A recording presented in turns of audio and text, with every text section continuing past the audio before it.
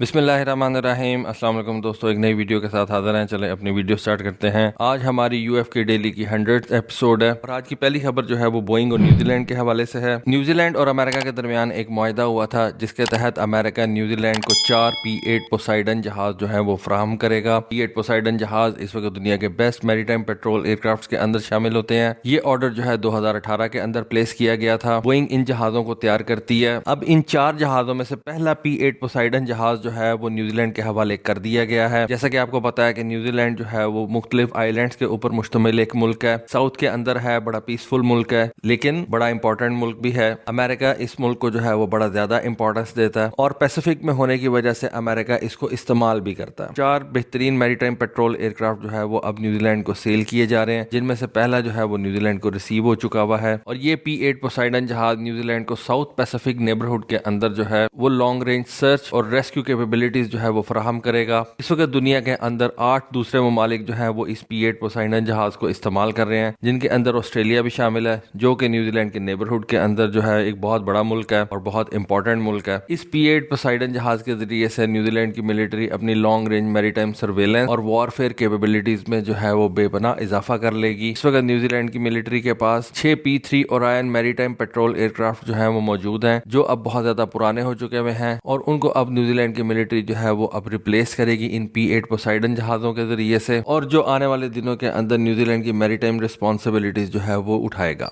आज की अगली खबर जो है वो नॉर्थरॉप ग्रमन और उसके नए एंटी रेडिएशन मिसाइल के हवाले से है। मैं इससे पहले भी आपको कई दफा ये खबर दे चुका हूँ कि अमेरिकन जो है वो एक नए एंटी रेडिएशन मिसाइल के ऊपर काम कर रहे हैं। इस वक्त अमेरिकन एयरफोर्स और अमेरिकन नेवी जो है वो AGM-88 एंटी रेडिएशन मिसाइल के ऊपर काम कर रही है। ये दुश्मन के रेडार्स को निशाना बनाते हैं। रेडार्स जो कि सरफेस टू एयर मिसाइल्स के लिए बड़े जरूरी होते हैं, ये उनको हंट करते हैं और उनको निशाना बनाते हैं। अमेरिका की नेवी के जो ग्राउलर्स हैं, जो कि खास तौर पर इलेक्ट्रॉनिक वॉरफेयर के लिए इस्तेमाल किए जाते हैं, AGM-88 उनका एक प्राइमरी वेपन है। और GA-18 ग्राउलर्स को इस्तेमाल करते हुए अमेरिकन नेवी दुश्मन के रेडार्स को जो है वो पहले ब्लाइंड करती है, फिर उनके ऊपर हमला करके उनको तबाह करती है। और इस तरह से अमेरिका जो है वो दुश्मन के एरिया के ऊपर अपनी एयर सुपीरियोरिटी कायम करता है। जब आप दुश्मन के रेडार्स खत्म कर देंगे तो दुश्मन ब्लाइंड हो जाएगा। तो इस तरह से आप अपनी एयर सुपीरियोरिटी जो है वो उस एरिया के ऊपर, उस एयर स्पेस के ऊपर जो है वो कायम कर सकते हैं। अब ये AGM-88 मिसाइल जो अमेरिकन इस्तेमाल कर रहे हैं वो काफी ज्यादा पुराना हो चुका हुआ है। इस वजह से अमेरिका जो है वो एक नए एंटी रेडिएशन मिसाइल के ऊपर काम कर रहा है, जिसको AGM-88G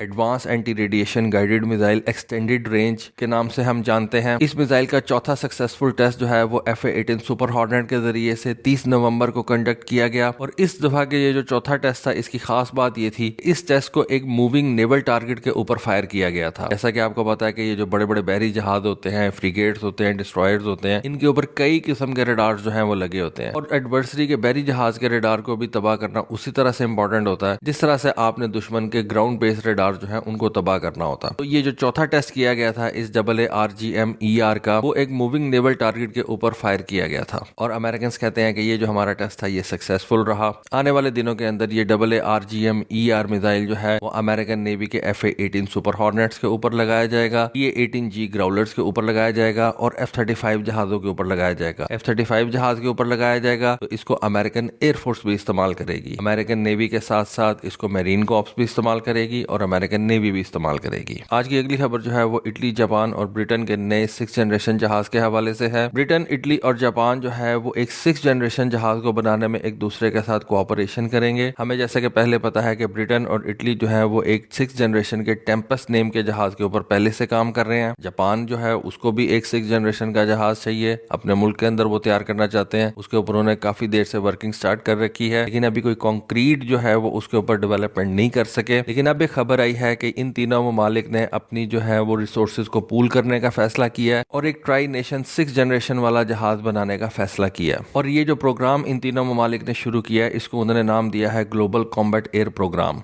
GCAP। और इस GCAP यानी कि ग्लोबल कॉम्बैट एयर प्रोग्राम के तहत ये तीनों ममालिक 2035 तक एक फाइटर जेट जो है उसको तैयार करेंगे और 2035 के बाद उसकी फिर फ्लाइट्स वगैरह की जाएंगी, उसको फिर बेहतर बनाया जाएगा और बाद में उसकी जो है वो प्रोडक्शन स्टार्ट कर दी जाएगी। ब्रिटेन और इटली, जैसा कि मैंने आपको बताया कि वो पहले से एक 6th जनरेशन जहाज के ऊपर काम कर रहे हैं। जापान जो है वो अपने एक FX प्रोग्राम के ऊपर काम कर रहा है, अकेला काम कर रहा था, लेकिन जापान ने अब देखा है कि वो अकेला जो है वो एक 6th जनरेशन का जहाज खुद से नहीं तैयार कर सकता। जापान जापान को इस जहाज को तैयार करने के लिए दूसरे ममालिक की जरूरत पड़ेगी और अब इसी वजह से जापान और इन दोनों यूरोपियन कंट्रीज ने मिलकर यह फैसला किया है कि हम एक 6th जनरेशन का जहाज तैयार करेंगे। देखिए इससे क्या होगा, सबसे बड़ी चीज तो इससे जो है वो कॉस्ट डिवाइड हो जाएगी। किसी एक मुल्क को इतनी ज्यादा कॉस्ट जो है वो बेयर नहीं करनी पड़ेगी और तीनों मुल्क जो है वो अपने रिसोर्सेज को पूल अप करेंगे और इस प्रोग्राम को जो है वो आगे लेके चलेंगे। इससे आपको एक बात का और पता लग जाता है, जब आप 2-3 ममालिक एक प्रोजेक्ट के अंदर हिस्सा लेते हैं, आपको पहले से ही पता होता है कि ये 3 ममालिक तो कम से कम इस जहाज को परचेज करेंगे। ब्रिटेन भी करेगा, इटली भी करेगा